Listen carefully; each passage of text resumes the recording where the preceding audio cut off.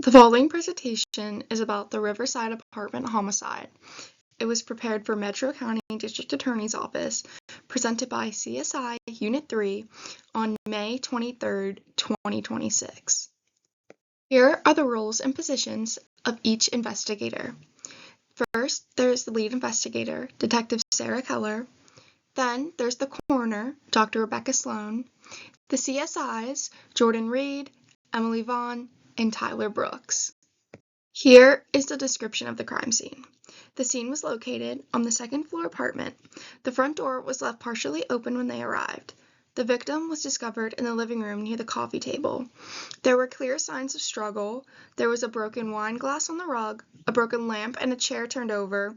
There were small amounts of blood leading towards the kitchen, and a partial shoe impression near the kitchen entrance. Here are the crime scene photographs, with the door partially open, the victim laying down on the floor. We have the bloody footprints, the broken lamp and the overturned chair, the broken wine glass, and then more of the bloody footprints in the entrance of the kitchen. This is the crime scene sketch showing the location, the date, and everything that was drawn by it. We have the evidence that is labeled, bloodstains, windows, doors, and just a whole entire display of the crime scene. The first piece of evidence was a bloody shoe impression as seen in the picture beside it. As detectives observed and noticed the impression evidence, they found that it was near the kitchen entrance. It was collected by CSI Jordan Reed, and it was photographed before collection of anything. The collection method that was used for the partially bloody footprint with evidence 1 was that they first let the partially bloody footprint dry. Next, the footprint was lifted by using an electrostatic dust print lifting device. The print was later lifted and bonded to the lifting film. The analysis on the evidence number 1 had class characteristics that it was an athletic shoe tread, it was a size 11, it had a herringbone tread. The individual characteristics is that there was a wear pattern on the outer heel, it had a small triangular cut in the sole, and there was missing tread near the toe.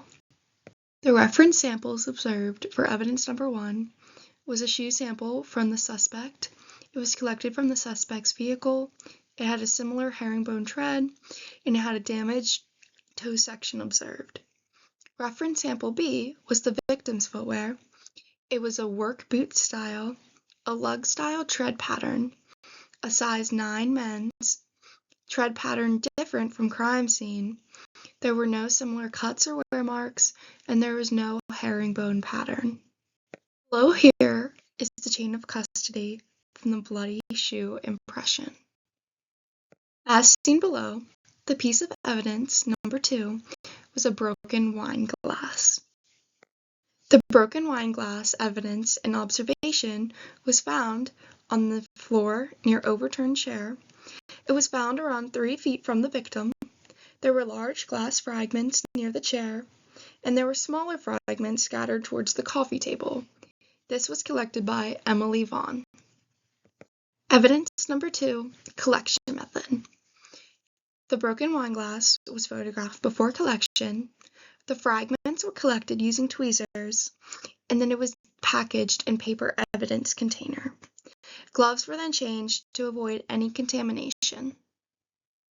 The analysis of the broken wine glass. The class characteristics is that it was a clear, tempered glass. It was a thin style glass, and it had a slightly curved design. The individual characteristics is that it had a sharp cut on the edge of the glass stem. There was a small chip missing from the rim, and there was a circular scratch near the base. Here are the reference samples for the broken wine glass.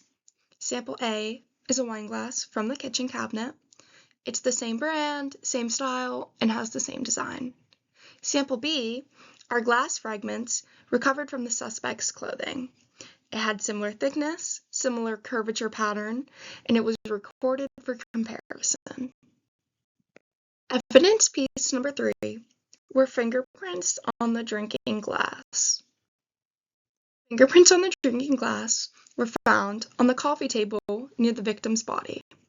It was located around 2 feet from the victim, and it was collected by Emily Vaughn. The collection method for the evidence piece number 3 of the drinking glass. The fingerprints were collected using black fingerprint powder that was applied. The ridge detail was lifted using adhesive tape. The fingerprints were then transferred onto fingerprint blacking card, and then the drinking glass was packaged separately in a paper bag. Analysis on the evidence piece number 3, the fingerprints on the drinking glass, had class characteristics of a loop pattern that was visible. There was a ridge flow moving towards the left side. There was a partial print recovered. The individual characteristics is that the ridge ending near center, and there was a small scar visible in the ridge pattern. 3 reference samples for the evidence piece number 1 are shown below. Reference sample A was fingerprints from the victim. There are multiple loop patterns, there were several ridge scars documented on the right thumb, and there was a clear ridge detail visible on all fingers. Reference sample B were the fingerprints collected during the police interview from suspect number 1. The right index finger displayed a loop pattern, the ridge ending documented, and a minor scar observed on the left thumbprint. Reference sample C were fingerprints voluntarily collected from suspect number 2. There were roll patterns visible on both thumbs, there was a partial ridge breaks observed, and there was clear ridge detail recovered from all fingers. Listed below is the victim description. His name was Michael Fox, age 34. He was a restaurant manager. He had known financial disputes, and he was recently in an argument with his coworker.